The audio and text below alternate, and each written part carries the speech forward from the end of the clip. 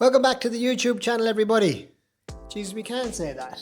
You can't say that in the script in 2026 on YouTube. Who wrote that in the script?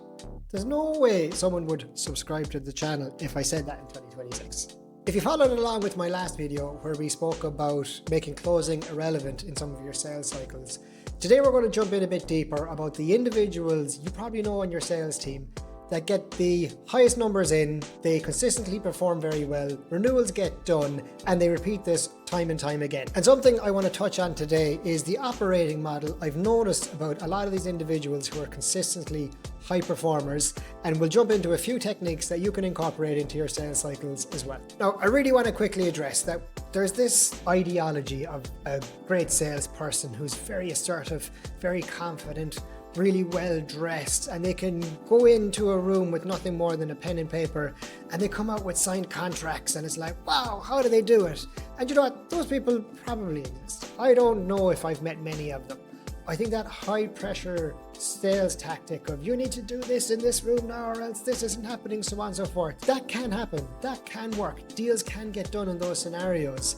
The reality of what happens after the fact is that there's a lot of churn. People stop paying their bills. They feel like they were missold. It's not a good long-term relationship for the customer. So we're going to break down an anatomy of what a really good sales cycle looks like, who these individuals are, and how you can focus on long-term success as opposed to, I need to go in and just close them. So top of the list, what's really important when it comes to going in and running a successful sales cycle? And I said this in my last video, I don't know if you checked that out or not, but I'll drop a link in here as well so you can go and look at that. But it really comes down to the problem that you're solving for. So if this high-performing sales individual is in that room and we're having the discussion with the client or the prospect, you need to be pinning yourself to a problem. I currently work for a company where we know the problems that we solve for, and customers will often come to us with a particular problem and we know where we fit into that. But the customer and the salesperson have to have an agreement that this problem exists, and the salesperson has to help the client or the prospect understand that problem in a way that they can communicate that internally. They can turn around and say, you know what, I've picked up on this problem.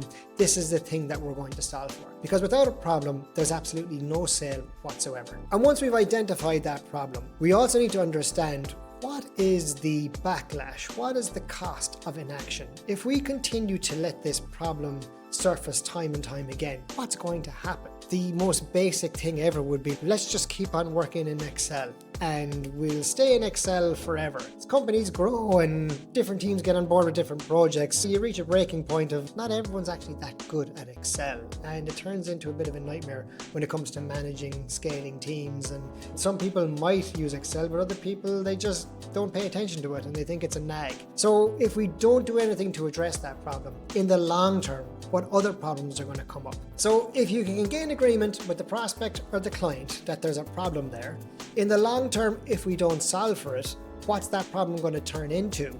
Then we can make sure that all of these concerns are addressed along in the sales cycle.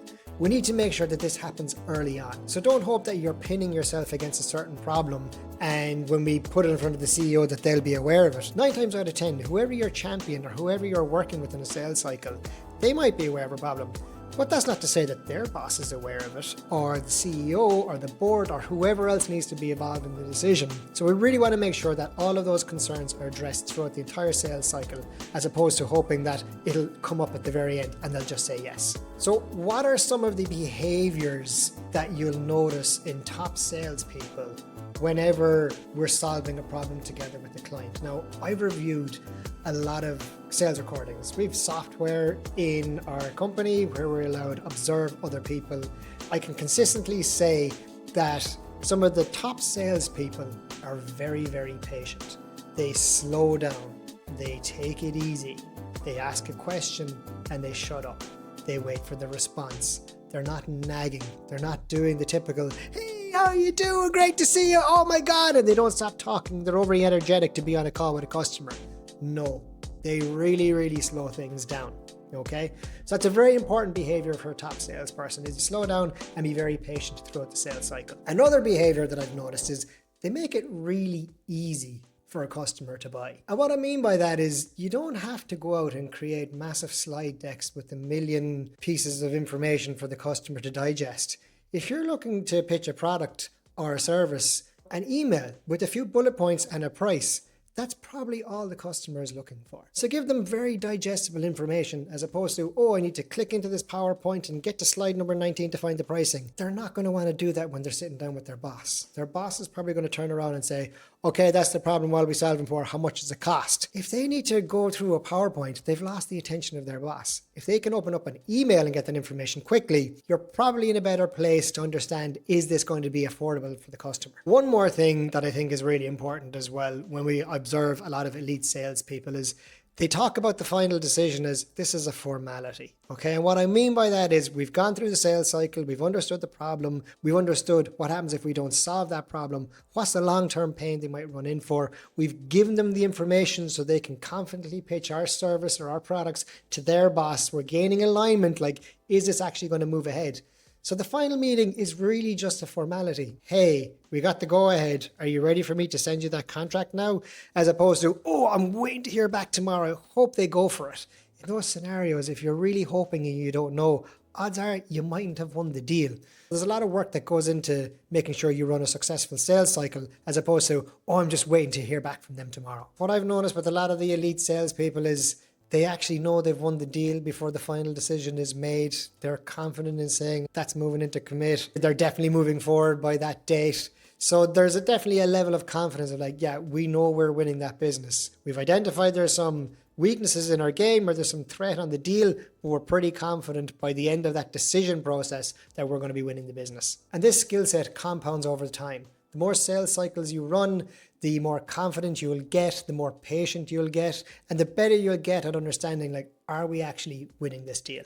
And a really big benefit about learning this skill set is that customers stick. They will come back to you time and time again. I had a customer reach out to me 2 weeks ago because they recently moved company and they want to sign up again for their new company. So the referrals come in. You build trust with different people in different times, and this makes sure that they come back to you in the future. Remember, people do buy from people. That's very true, especially in sales. Finally, to recap, in my previous video where we spoke about not always focusing on the hard sell, today we spoke a bit about some of the attributes of the elite salespeople I've come across. Please do subscribe to the channel, and I hope to see you in the next video. Thanks. Bye.